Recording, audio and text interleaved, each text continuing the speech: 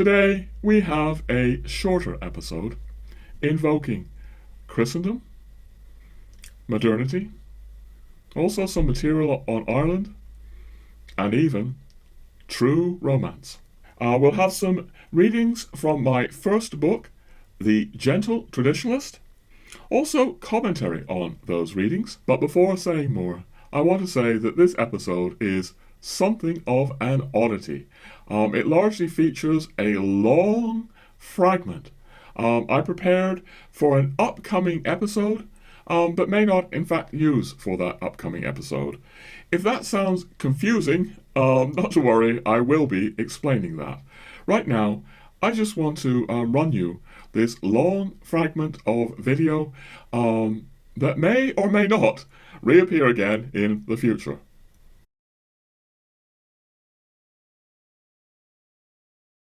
In order to understand this, you need to have some kind of little sense of what the book is. My book, The Gentle Traditionalist. Essentially, ladies and gentlemen, what this book is a dialogue. It's mainly a dialogue between two different figures of two very different orientations. On the one hand, you have a figure, GT, the Gentle Traditionalist, who appears as something like an ancient Irishman, like 100 years old, an Irishman who's seen everything that's happened in Ireland over the last, century. And he's obviously representing the Catholic traditional perspective. The other perspective is a young Englishman, and he's called GPL, which stands for Gentle, Perplexed, Liberal. So, this is a bit strange. This book is spoken about as a novel. Technically, it is a novel. It's a novel where very little happens. There's not much of a story here. It's a so-called novel where nearly all of it is a dialogue. All happens on one day, Valentine's Day, in a room in Ireland between this ancient Irishman and this young Englishman. And they're basically talking about ideas. Charles Coulombe was kind enough, I think too kind in his review, to liken this to a Socratic dialogue or belonging to the genre of Socratic dialogue. For me, it's more like a comic book dialogue or a Socratic comic book. But really, the whole point is a dialogue between these two different orientations. And I want to say something just to make clear about GPL, the Gentle Perplexed Liberal. He's also called Jeffrey. I didn't want to do a militant secularist, a militant atheist. No. He's agnostic. He's very, very English. He's been educated at Cambridge University, and he knows almost nothing about the faith or history, or English history. For people of Jeffrey's kind of perspective, even if they've been, it appears, superbly educated, our modern, secular, enlightened worldview is just something that, naturally evolved. We naturally evolved into this as the scientific revolution unfolded and the Enlightenment happened, and there's no idea, or very little idea, of skullduggery, disinformation. In the English case, the English Reformation could be pretty brutal, with Catholics being very much repressed. Very little idea of these things. So Jeffrey is coming from a place where he knows nothing about this brutal history of Catholic repression in England. He just naturally assumes that Catholic faith fell away as we all grew more enlightened. But what more I need to say to you about this, ladies and gentlemen, is that in writing this dialogue, I realized that people of these two different orientations, Catholic tradition and secularism, they rarely, if ever, speak. Secular people are not interested in Catholicism, generally speaking, and we who are Catholic, we know the secular perspective very well because it's in our faces all the time. So I had to invent a reason. Why are they having this dialogue? And the reason I invented was a romantic reason. This is necessary to understand the passage. Jeffrey is in love with a woman called Anna. And Anna was originally a New Ager. She was at Findhorn in the book. But she's mysteriously converted to the Catholic faith, and she thinks she perhaps has a vocation as a nun. So she doesn't want to marry Jeffrey, and Jeffrey is incredibly, incredibly in love with this woman. And he doesn't understand it. He didn't understand her New Age stuff, because he's just a secular materialist, and he certainly doesn't understand her Catholicism. So I think that I've given you just about enough to start with this dialogue of ideas. But look, I'll just read you the back cover of the book because it, maybe just, clarifies it a little bit more. So this is the blurb from the back cover of the book. Jeffrey has a problem. All his life, he's lived according to quote-unquote sensible, secular values. Then, his true love left him for a New Age community in Scotland. But it gets worse. Now she wants to be a traditional Catholic nun. Jeffrey is bewildered, angry, lost, until one Valentine's Day in Ireland, he meets a mysterious guide, the Gentle Traditionalist.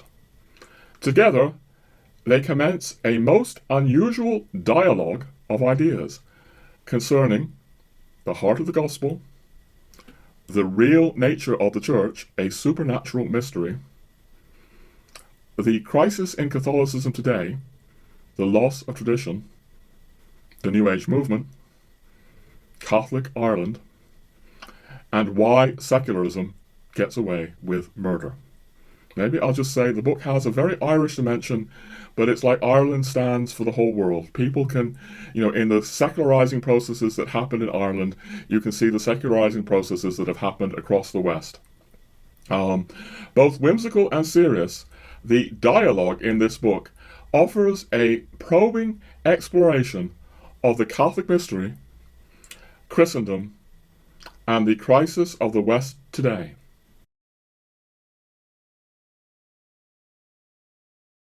Alright, we're about to read. Maybe just a little tiny bit more context though. Those of you who know my books and my work may recall that I actually lived in Cambridge for something like 11 years of my life. Now, I wasn't at the university itself, this world-famous university, but I participated in university culture in all kinds of ways, and I knew all kinds of people with this kind of very secular and materialistic mindset. This may seem like a kind of rarefied environment, but something that it's really worthwhile recalling is that it's the people in Britain, in Cambridge and Oxford, in America, Yale and Harvard and other elite universities who go into the world's media. In the British case, they're running the BBC. They're the politicians. They're creating the curriculum for students to be educated by. This kind of mindset I wanted to illumine a little bit in this book. Not everyone knows, Cambridge students or Cambridge people, but this kind of worldview that Jeffrey is now beginning to question for the first time in his life is what is running the Anglo-American world. So that's sort of another theme in the book. But right now, I just want to point out that Jeffrey is now in this room with this ancient Irishman. And he's finding this man very strange, but very kind, almost saintly. And he's actually found that he can sort of pour his heart out to this man about Anna and why on earth does she want to be a nun and she won't marry him. Well, you'll see what happens. I still felt extraordinarily comfortable sitting by the fire with GT and his big cat. And when the old man started praying, I relaxed more than ever. Indeed, the effect of his prayers was soporific, because for an instant I actually fell asleep and began to dream. My dream took place inside a large church, and GT was the priest. I realized it was my wedding day, and GT was marrying Anna and me. I was standing with him as Anna came towards us down the aisle.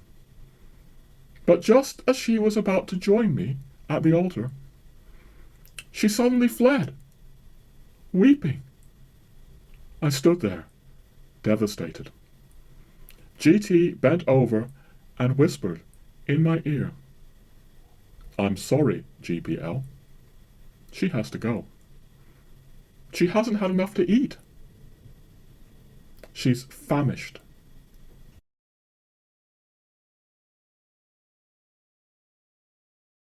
Alright, as we're about to see, something very strange about GT. He seems to know things that an ordinary person shouldn't know. And we'll find that out as GPL wakes up. I woke with a start. GT was talking to me. "Your Anna may have a vocation," I heard him saying, "which would, of course, be the ultimate impediment to you marrying the girl. A divine impediment. But listening to your story, I'm not so sure that that's the case here. I wonder if it's more a matter of hunger." Hunger? She's hungry in her soul. Honestly, I think she's famished. Famished for Christendom. "What's that supposed to mean?"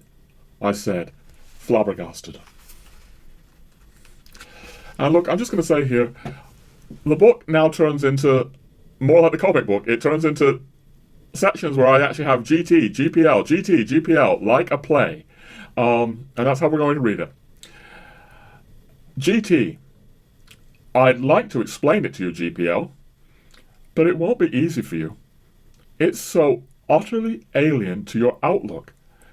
But if you'll permit me to be frank, even brutally frank, I'll try. I am afraid, though, it may prove difficult to be completely gentle with the truth. GPL. Go on, hit me with it. GT. Very well. Anna may not admit it, even to herself, but she longs to marry you. I am sure of it. It isn't you she can't bear. It's your world. GPL. My world? GT. Your secular world with its new religion. Your world that claims to stand for equality and rights, but crushes anyone who dares to stand for Christian principles. This is how she sees it, I'm afraid. Her world has meaning, grace, beauty, life. It feeds her soul. Your world leaves her empty, hungry, cold. Her world, the world of Christendom, built Chartres Cathedral, the Sistine Chapel, and the Sacré-Cœur de Montmartre. Your world builds tower blocks, and suburbs, and billboards, and monotonous offices with cramped little cubicles, not to mention pornographic television networks.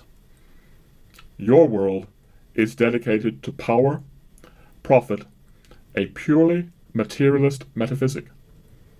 Her world is dedicated to him. GT bowed his head once more. GT. That's why she left in the first place. Ladakh, Hawaii, Ojai, that cabbage patch in Scotland. Back then, she didn't know what she was looking for. Still, she knew she would never find it in your world. I wanted to protest. It all seemed so simplistic, demonizing modernity, celebrating medievalism, but I kept my mouth shut. Somehow, even though GT had never met Anna, I wondered if he already understood her better than I did.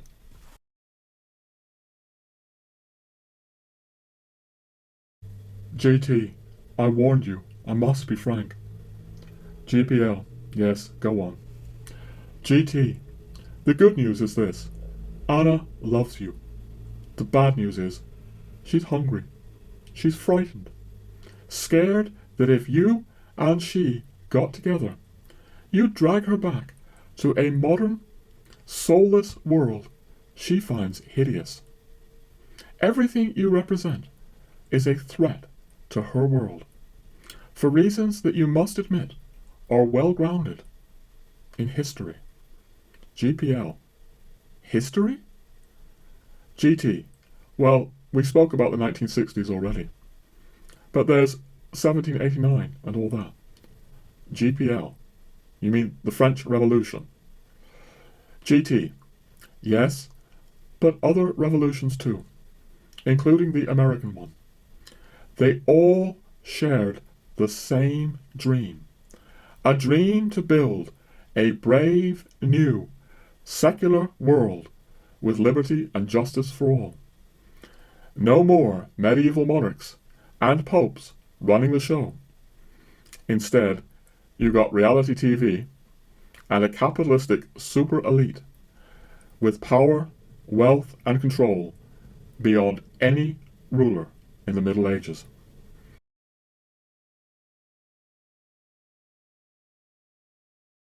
The snow was falling more gently now. The frankincense burned continuously. Oddly, it never seemed to need replenishing. Somebody was playing John Lennon's Working Class Hero down in the street. I heard the bit about being doped by sex and TV. And then the line, "You think you're so clever and classless and free," drifted up to the room. It was almost as if GT orchestrated that moment to underscore his point. And then I actually started wondering if he had. What on earth was I thinking?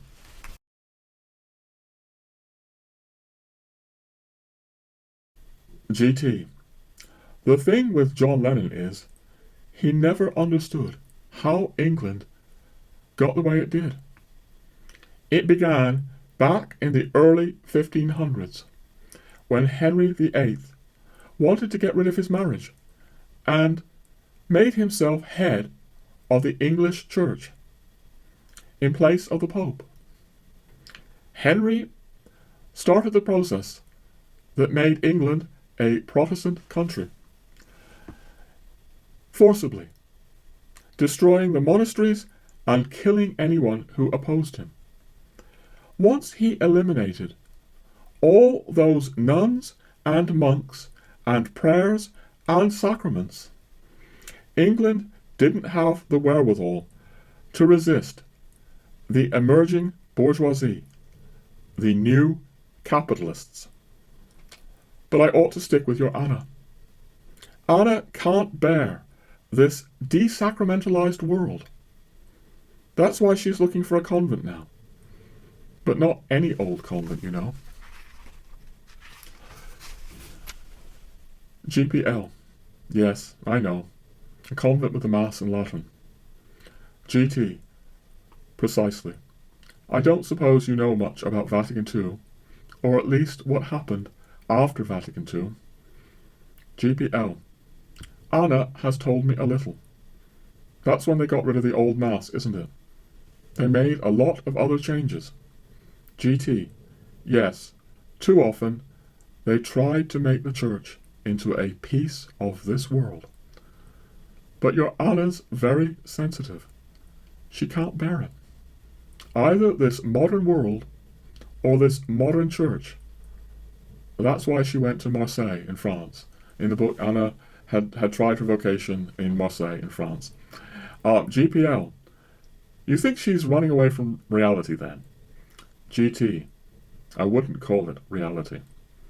But yes, she is running. And if you're going to marry the girl, you'll have to provide something better than this wasteland. Otherwise her soul will waste away. GPL. Marry her? What can I give her? I'm not a traditional Mass-going Catholic. GT. Well, you could start with sympathetic understanding for her predicament. You told me you can't fathom her whole way of life now. Her religion, her thinking, her politics. But it was always like this, wasn't it? Anna has never felt at home in this world. Your world. The one you champion. GPL. I don't champion this world. There are plenty of things wrong with it. GT. Well, to Anna's thinking at least, you champion the things that made this world what it is.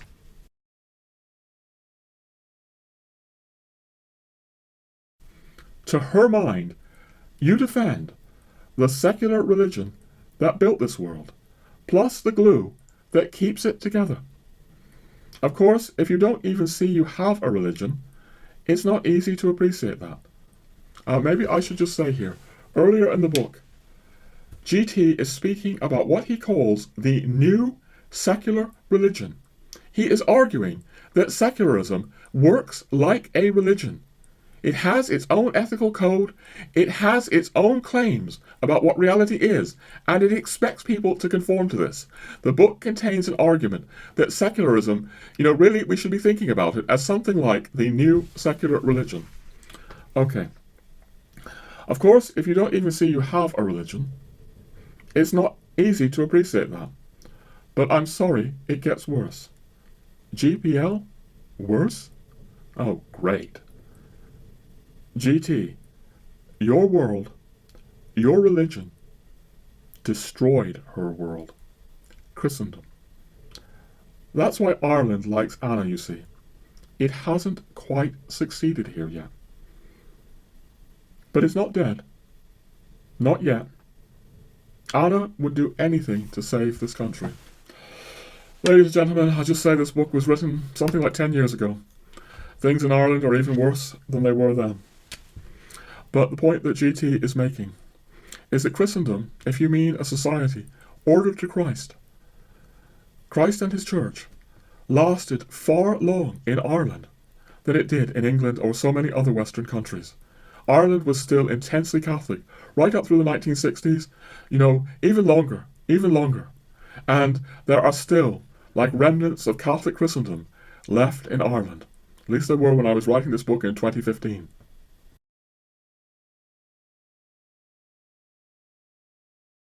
End of long fragment there. There are things I want to come back to, including Anna wanting to do anything to save Ireland, to save Christendom in Ireland. Maybe it's worthwhile my saying that when I speak about Christendom on this channel, I don't necessarily mean Christendom as it was of old, the Christendom of the Roman Empire or the Holy Roman Empire, which all nations in Western Europe, at least, were once aligned to. No, I'm not speaking about always those ancient versions of Christendom. I'm speaking about a society ordered to Christ and his church. A society that once existed in Ireland, right through the middle of the 20th century in that sense. A Christendom that I am confident will come again. I'm not predicting anytime soon. Centuries, I don't know. But we need a society oriented to Christ and his church. In fact, I'll tell you, when I say that we need this, the episode that is taken from, the upcoming episode is called Christendom or Chaos. It's provisionally called that.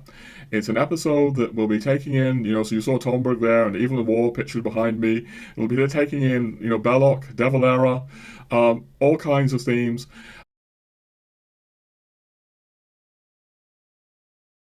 I'll just tediously, hopefully not too tediously, take a moment to explain what I meant about that fragment may or may not appear there. Those of you who know this channel well, know that I spend a long time preparing these, documentary style, highly visual episodes, visuals like, you may have just seen in that fragment there. They do take me a while, I'm still working, for example, on the Findhorn one that was started last summer. That will be coming out at some point. So I want to say that. But often in the course of these things, I end up filming things, not being happy with things, refilming, throwing things out. I'm not sure that long fragment still works in this Christendom or Chaos upcoming documentary style episode. I hope it does, but something in me thought that in the time it's taking me to do that, I wanted to bring this more to the foreground. This ties in with certain things, I feel about promoting my books on this channel, because I've said this before, I'll say it again. I do feel the books are what I'm most proud of. The books are what I most believe in. The episodes, by contrast, often make me cringe. The books don't make me cringe. And in that book, The Gentle Traditionalist, I really tried to lay out in this comic book, kind of simple, easy to read, dialogue format with a romance story in it as well, some of the very key ideas that are central to the work I'm trying to do on this channel. And that fragment really expressed quite a lot of them in the distinction between Christendom and a world that is increasingly materialistic, increasingly mechanical. So look, having ventured to do this strange fragmentary episode, I'm actually going to read you one more dialogue in the book, and then we'll comment a bit more. I think I will just say that this is from a chapter later on in the book called The Wasteland. Okay? And by this time, GT and GPL have been going at it for hours. GPL, as you will have gathered, is quite left-wing, very concerned about capitalism, as I am, very concerned about the environment, as I think we all should be. And they're beginning to, really reach, deeper and deeper respect for each other. Or rather, GPL is respecting GT. I think GT has respected GPL all along. He respects his positions about capitalism and the environment. And yeah, I think I'm just going to read you a certain chunk of this chapter, The Wasteland. And then we'll say more. GT, clearly, you care about the wasteland too, my friend. Your compassion for the developing world, for the environment, is deeply moving. GPL, well, thanks, GT. I'm glad you take those things seriously too. GT, any person with a heart does. Because you're absolutely right about ecological degradation. That can't continue like this. You're also right about the neoliberal economics that perpetuates a wealthy superclass, whilst countless souls live in poverty. And not just in the developing world. Have you visited any of America's Rust Belt cities lately? GPL, no, but I hear it's bad. Capitalism has been allowed to run riot in America. GT, yes, the propaganda for economic liberalism is incredible over there. The same propaganda tells people Catholicism is bad. The two go hand in hand. The church is firmly against capitalism running riot. So, it's necessary to discredit the church. Meanwhile, poor people live in growing anxiety for their health and welfare, while basic necessities like medicine are controlled by business.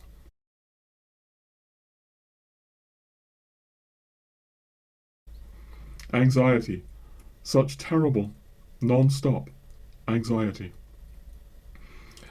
GPL, well, you know what I think of capitalism, but I'm glad to hear I'm not alone.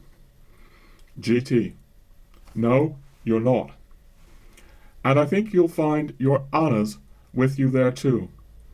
Still, the wasteland doesn't end there for people like Anna and me. Modern capitalism, ecological catastrophe, as terrible as these things are, they're just symptoms of a deeper illness. GPL, I know, for you, it's all down to the loss of tradition. GT, usury, was once against Christian tradition. You know, that's partly why capitalism didn't originate in Catholic countries. I said nothing for a moment, and neither did GT. Inside, I was torn.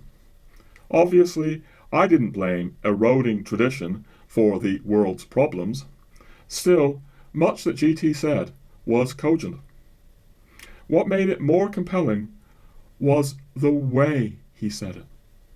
There was nothing bitter, nothing ranting in his tone of voice. GT was no angry fanatic. Instead, at times, he seemed to speak with almost infinite pain. And not for his own lot in life, but that of humanity.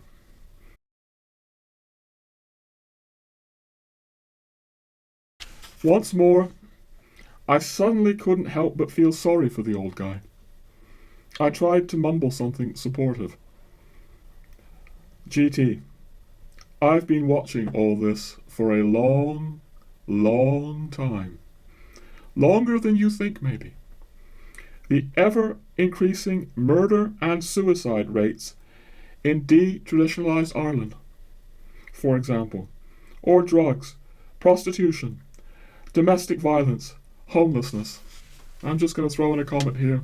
Of course, all these things are terribly on the rise, compared to, so-called terrible Catholic Ireland of all, which hardly suffered these things in comparison. And our liberal media, obviously, in Ireland, doesn't focus on these things at all, because we're all meant to somehow believe that modern globalist Ireland, modern capitalist Ireland, is very, very different, is better. And of course, I am speaking about Ireland here, but in the book and in everything else, I'm doing in these videos, these things I hope are, applicable also to all kinds of Western, so-called cultures. I'm not sure they are cultures. But anyway, oh, forgive me, I shouldn't have made that. You see, this is the thing about GT. He's not bitter. He's sad, but he's not bitter or cynical. And sometimes I let a little bit of cynicism come out there. Okay. If I could cut that out, I would, but it doesn't always usually work well in the editing process. So I apologize for that, and I'm going to try to be more like GT, who is not cynical, or he's sad, but he's not ranting. And that's another key thing that I wanted to communicate in this book, that it's possible to see the tragedy of things, the tragedy of what's happened, but without becoming cynical or ranting or toxic. These are human temptations. It's very easy to understand how easily we fall into them. But one of the things I was trying to do with this GT book was suggest that GT, the Gentle Traditionalist, was handling this in a different way.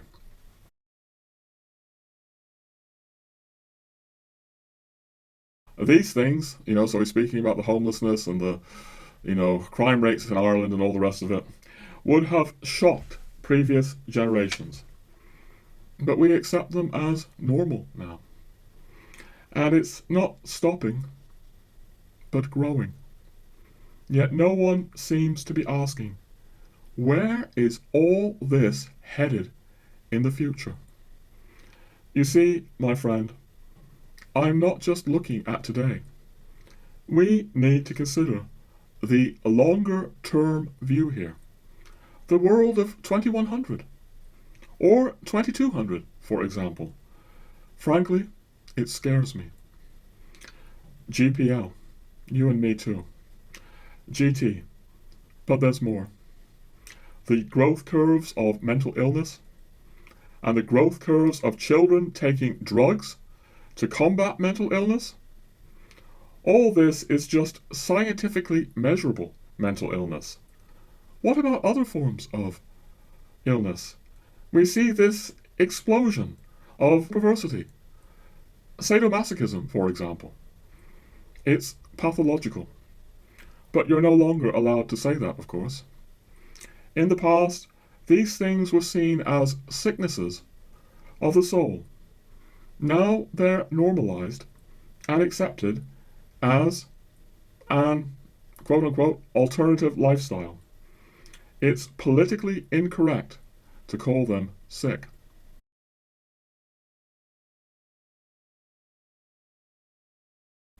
Soon it may be illegal to do so, what with legislation against hate crimes and the like. Meanwhile, no one ever accuses Dawkins of hate crimes. Oh, that's a silly reference to. There's a character in the dialogue called Dr. Rigid Dawkins. I'll let you work out who Rigid Dawkins in this dialogue might be. Anyway, no one ever accuses Rigid Dawkins of hate crimes. People like him don't sin against the prevailing orthodoxy, the new secular religion. They actively support it. Let me say it again. Secularism gets away with murder. GPL. Double standards are everywhere. There's no denying that. GT. This particular one is very, very dangerous. We may be nearing the end of religious liberty. The secular metaphysic, the secular ethic, the secular elite, that small sliver of humanity, may soon have total power to crush Christian ethics. Again, the only reason secularism gets away with this is by pretending not to have a metaphysic, not to have a faith. Okay, so again, a whole theme in this book is that secularism is pretending to be neutral, but it's functioning like a religion. That's an argument in the book, but we can't go further with that now.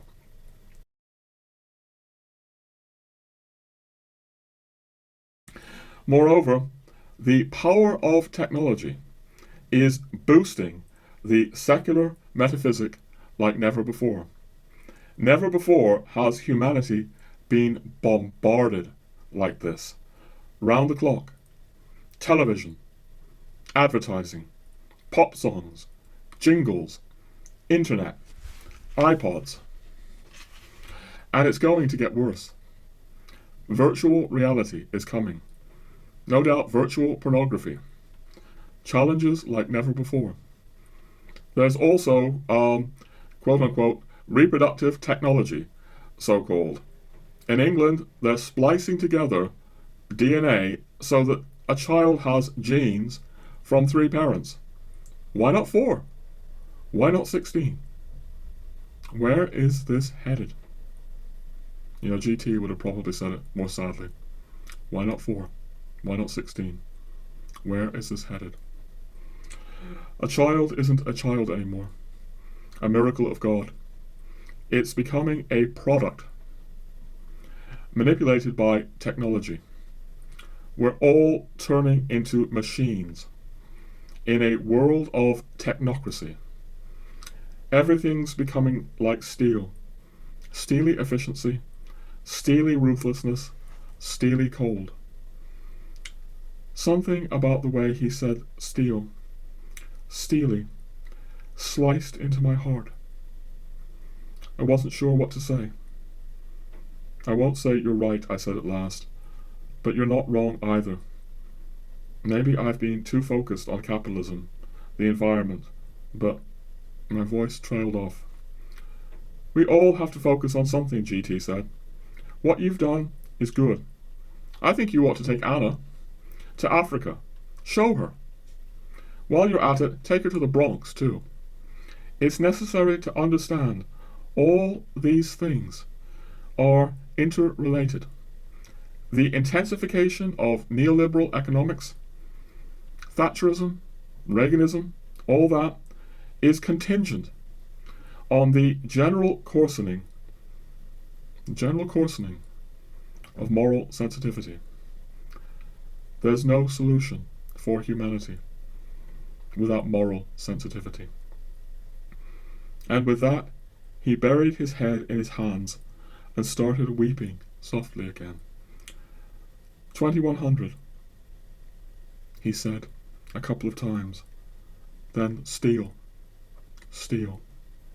After that, we both fell silent. A few more things now, a bit more commentary.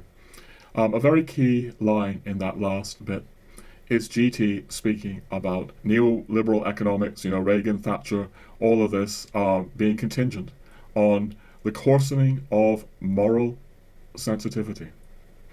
And where I'm coming from, ladies and gentlemen, is that this coarsening of moral sensitivity, well, the answer really lies in the sacraments. The sacraments refine our moral sensitivity. Yes, of course, I'm aware of all kinds of counter-arguments that could be made. People could start throwing at me, Theodore McCarrick and various sexual monsters in the church, and say, what about that? Obviously, we're speaking about worthy reception of the sacraments, developing moral sensitivity. And I want to say something about that. All this is relevant to directions that I want to go on in this channel.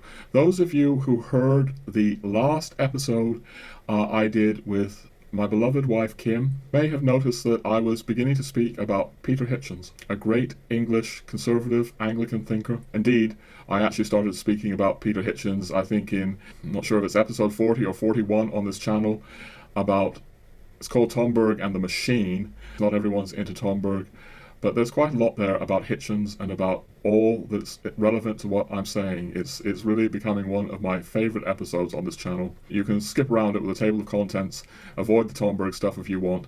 The episode is really about the machine. Hang on, to come back to the thread here. Yeah, I'm looking at Peter Hitchens, and I'm seeing something that's missing there. As great as I think Peter Hitchens is, as I've begun to say. And I think we're going to be doing more episodes on Peter Hitchens. And what's missing there are the Catholic sacraments. I saw something heartrending from Peter Hitchens recently, where he's looking at all that he's written and all that he's done, and really wondering or asking if it's doing any good at all. And I have to just say, ladies and gentlemen, I've said it before, I'll say it again. I have no hope without the Catholic mystery, without the Catholic sacraments. That's what this channel is all about developing moral sensitivity through Christ in his church. We're not really wanting to go into the whole Tomberg and Steiner debate now that I've featured in other episodes, but clearly, Tomberg came to feel that Steiner's approach without the sacraments, approach to Christianity, was failing. Huge topic there. But I guess that I feel something like that reading the most admirable Peter Hitchens. I feel it reading, Michael Martin, in the kind of debate that, I've had with Michael Martin on this channel. My faith is in the deepening of moral sensitivity through the sacraments of the Catholic Church. Lest this chapter on the wasteland sound too depressive, the next chapter is actually called The Hope. I'm going to read. I've decided, actually, changed my mind. I'm going to read just a very small section of The Hope. Much shorter this time, but it may help clarify things I mean here. GPL is saying, possibly rather sarcastically, so the only answer for humanity is the Catholic Church. I sneered. And then GT goes on to say, I don't think Western civilization can survive without Christianity, no. Without it, everything becomes cold as steel. The only hope is the church Christ gave us. True, the Church of Christ is most fully present in Catholicism, but it's present to nearly the same extent in the Orthodox churches, Greek, Russian, Ukrainian, and so forth. It also functions, albeit imperfectly, through the Protestant confessions. Anyone baptized a Protestant is linked to the church. GPL. It all sounds so simple, GT. Too simple. If only we return to Christianity, all our problems will be solved. It will be the end of nihilism, capitalism, decadence, social breakdown, murder, suicide, even climate change. Everything will be hunky-dory. I'm sorry, even if I were a Catholic, GT, I couldn't buy that. GT, of course, I am not saying any such thing. The church will never be perfect in this world. They have a very good saying in France. The saints sin 3 times a day. Everyone else obviously Catholics very much included, sins constantly. Let's say you had a 100% Catholic country, filled with saints, only saints. Every member of the population would still be sinning thrice daily. Obviously, there'd still be plenty wrong with that society. Plenty. And that's a utopian best case scenario. Completely unattainable. In reality, any Catholic society is much worse than that. You can't build heaven on earth. Even the best of us are too broken, weak, wretched. GPL. Catholic societies are hopelessly perverse and fallen, just like everyone and everything else then. GT. Well, not hopelessly, but perverse and fallen, certainly. GPL. That's a pretty dark vision you have. GT. I am a Christian. I accept the fall. I don't try to deny human perversity, wherever it manifests itself, whether inside the church or out. Of course, I don't claim there's no difference between Catholic societies and our modern materialistic wasteland.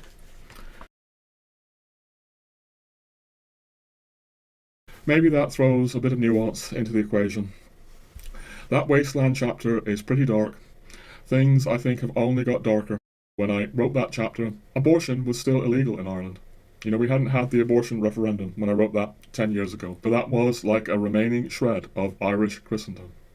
Voila, some key aspects of my thinking reflected in these dialogues, comic booky type dialogues in this book, The Gentle Traditionalist. Obviously, you can buy the books at the link down below. I also want to say that we have now a Buy Me a Coffee scheme where you can buy us, if you would like, if you'd like to help what we're trying to do here, one-off cups of coffee, or also become a member of the scheme. And there is now exclusive monthly content for people who join the membership scheme.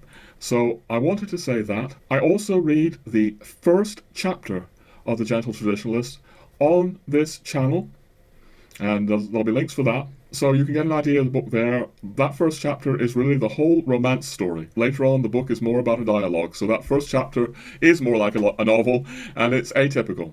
But anyway, you may want to see that episode. And yeah, I think I'm going to close with a final thing about this episode. It's called Thomberg, but it's about the machine. And it's really things that I go into there, including the great Peter Hitchens, also Michael Martin's work about the increasingly machine-like nature of our society. I'm very pleased with this episode, and yes, I particularly want to promote it and say it's not just about Thomberg. It's about many things, and if you go through the table of contents with timestamps and you're interested in the kinds of things that I've been saying in this episode and in the kinds of things that Kim and I were saying in the last episode, you may find that of interest as well.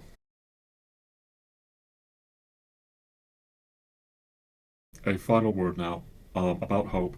I do fear this episode has been a bit too dark. I want to point to the sacraments. Yet again, it's like, this is what my life has shown me. The sacraments have turned my life inside out, completely changed me. And yet, tragically, the sacraments are like the church's best kept secret. Western, so-called civilization conspires to cover up, hide, deny the incredible grace and transformative power of the sacraments. And where we are going to keep going on this channel, everything I'm saying about, arguments with the great Peter Hitchens, arguments with the great Michael Martin, who is a Catholic, have to do with either really not seeing the sacraments or not valuing them sufficiently. That's all I'm going to say now, ladies and gentlemen. But if you've got this far, thank you very much for watching, and God bless you.